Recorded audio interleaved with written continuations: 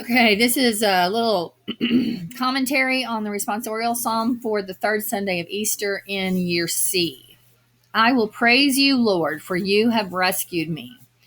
So, the responsorial psalm, the refrain is directed to God. So, we're talking to God in the refrain. In the first verse, we're also talking to God. And then in the third verse, we're talking to God. Excuse me. In the second verse, we're talking to the people around us, or to the psalmist is speaking to the people throughout time. So the psalmist wrote this, what, 3 or 4 thousand years ago, speaking to us here in this part.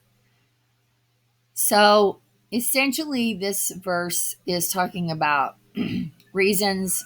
All these verses are talking about reasons to give praise to God and different ways that he has rescued us. So to get the best effect from this would be for you to meditate on ways that God has rescued you. If you can think of specific examples when the Lord drew you clear and did not let your enemies rejoice over you, when you were afraid something was going to happen and everybody was going to be able to see it, but it didn't work out that way, and you were your reputation or your good name was kept clear. Lord, you brought me up from the netherworld. You preserved me from among those going down into the pit. So both of these are symbols for hell. We can think about these as God brought us up from the netherworld at our baptism by purifying us from original sin. Every day, every second of the day, he saves us from sin. Every time we do something good, or that we keep from doing something bad, that's really not us. That's God's grace saving us. And then even when we reject God's grace and we fall into mortal sin, by going to confession, he can preserve us from the pit and raise us back up. The second verse is again talking to the people around us, and it's a reminder that again we are his faithful ones, but do we remember to give thanks to him every day? Do we remember to give thanks to him throughout the day? Sometimes we might think we see his anger, but it only lasts for a second, and a lifetime his goodwill lasts. And actually, it lasts for his lifetime, not our lifetime, which is forever.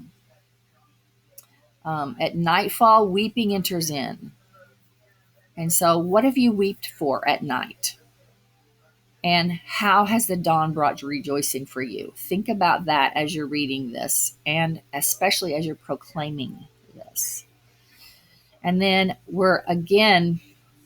now we're talking to God, and we're focusing on the future, and then again how you reminding ourselves how God has been faithful to us in the past. So asking God to have pity on us, to continue to be faithful to us, which we know he does. We don't have to ask for that, but it is right that we ask for God's help.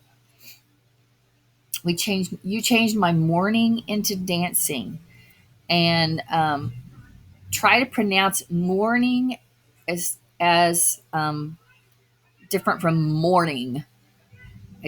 I don't know if you could even hear a difference there or not, but we're talking about sadness mourning, not mourning as in the dawn. So we've actually got two different kinds of mournings that we're talking about here. You changed my sadness, my regret, my loneliness into dancing. And then what am I going to do in response to all these things that you have done for me? I will give you thanks. Even though you don't need it, you don't require it from me, it is right. It is right and good that I give you thanks.